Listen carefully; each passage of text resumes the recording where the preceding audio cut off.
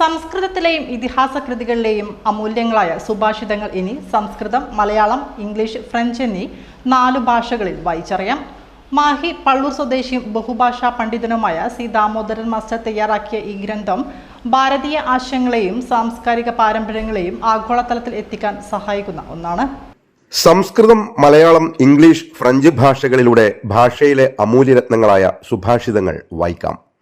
സംസ്കൃത ശ്ലോകം മലയാളത്തിൽ ചേർത്തതിനു പുറമെ മലയാളത്തിൽ ആശയവും മലയാളം അറിയാത്തവർക്ക് ഇംഗ്ലീഷ് ലിപിയിലുള്ള ഉച്ചാരണവും കൊടുത്തിട്ടുണ്ട്. മാത്രമല്ല ഇംഗ്ലീഷിലും ഫ്രഞ്ചിലും ആശയം വിവരിച്ചിട്ടുമുണ്ട്.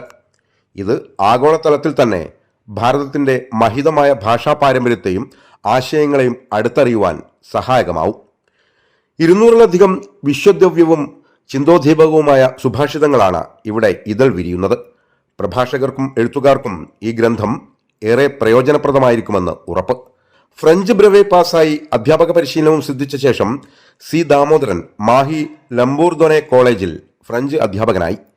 കേരള സർവകലാശാലയിൽ നിന്ന് വിദ്വാൻ പരീക്ഷയും കോഴിക്കോട് സർവകലാശാലയിൽ നിന്ന് BA പോസ്റ്റ് ഗ്രാജുവേറ്റ് ഡിപ്ലോമയും നേടി.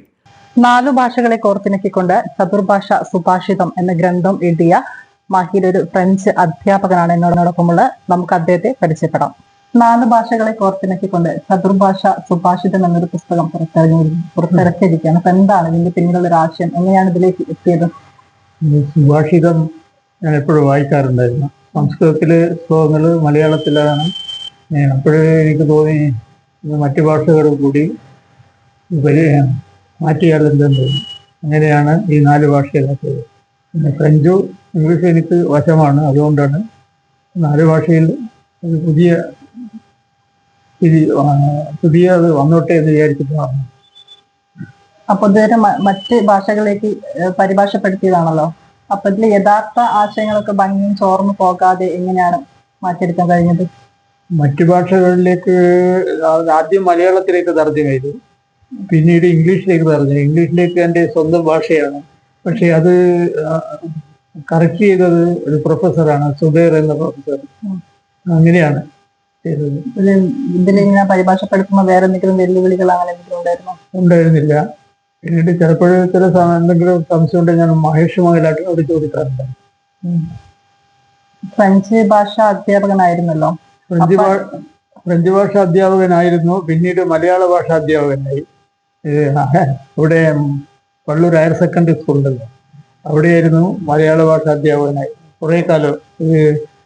ഈ 30 കൊല്ലത്തോളം മലയാള ഭാഷ അധ്യാപകനായിരുന്നു. ആദ്യകാലത്ത് ഫ്രഞ്ച് അധ്യാപകനായിരുന്നു, പിന്നീട് ഫ്രഞ്ച് ഇവിടെ നിന്ന് പോയി. അതിനുശേഷം മലയാളം വിദ്വാൻ പാസ്സായതിനു ശേഷം മലയാള അധ്യാപകനായി. പിന്നീട് റിട്ടയർ ചെയ്ത ശേഷം ആദ്യത്തെ ആ ഫ്രഞ്ച് തന്നെ വീണ്ടും ഞാൻ കൂടുതൽ പഠിക്കുകയും പിന്നെ മറ്റ് സ്ഥലങ്ങളിൽ, പ്രത്യേകിച്ച് മറ്റ് പ്രൈവറ്റ് സ്കൂളുകളിലെല്ലാം പോയി പഠിപ്പിച്ചു. മൈസൂര്, ബാംഗ്ലൂർ അങ്ങനെയുള്ള സ്ഥലങ്ങളിൽ. ഫ്രഞ്ച് ഭാഷ അധ്യാപകനായതുകൊണ്ട് ഈ ഒരു പരിഭാഷപ്പെടുത്താൻ എത്രത്തോളം സഹായമായിട്ടുണ്ട്? പരിഭാഷപ്പെടുത്താൻ അതൊരു ബുദ്ധിമുട്ടുണ്ടായിരുന്നില്ല. പിന്നെ അപൂർവ വാക്കുകൾ ഡിക്ഷണറി നോക്കാറുണ്ട്, അങ്ങനെ പരിഭാഷപ്പെടുത്തിയതാണ്.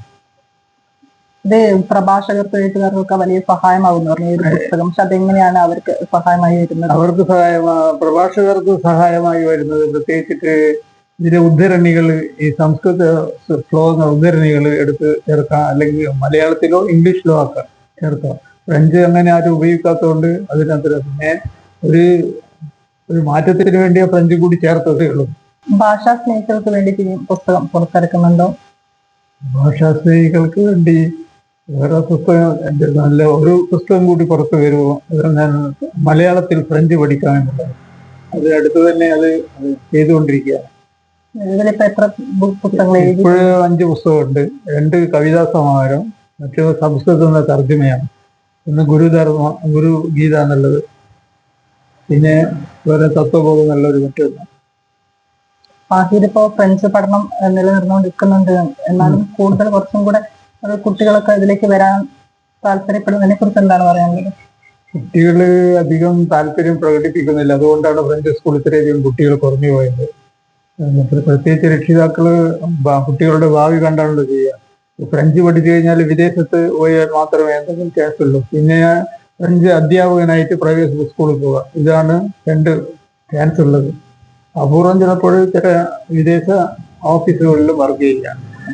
ഫ്രഞ്ചിന് പൊതുവെ ജോലി സംബന്ധമായിട്ട് കുറവാണ്. അതുകൊണ്ടായിരിക്കാം കുട്ടികൾ മറന്നു. പള്ളൂർ ഗവൺമെന്റ് ഹൈസ്കൂളിലെ മലയാളം അധ്യാപകനായിരിക്കെ പുതുച്ചേരി സർക്കാരിന്റെ മികച്ച അധ്യാപകനുള്ള അവാർഡും ലഭിച്ചു. കോയമ്പത്തൂർ, മൈസൂർ, ബംഗളൂർ തുടങ്ങിയ നഗരങ്ങളിലെ പ്രമുഖ വിദ്യാലയങ്ങളിൽ ഫ്രഞ്ച് അധ്യാപകനായും സേവനം അനുഷ്ഠിച്ചിരുന്നു. ആസ്വായം, ഹൃദയരാഗങ്ങൾ എന്നീ കവിതാ സമാഹാരങ്ങളും ഗുരുഗീത, തത്വബോധം, പ്രശ്നോത്തര രത്നമാലിക എന്നിവയുടെ തർജ്ജമകളും പ്രസിദ്ധീകരിച്ചിട്ടുണ്ട്. ധനലക്ഷ്മിയാണ് ഭാര്യ. മനീഷ്, ദീദ്യുതി എന്നിവർ മക്കളാണ്.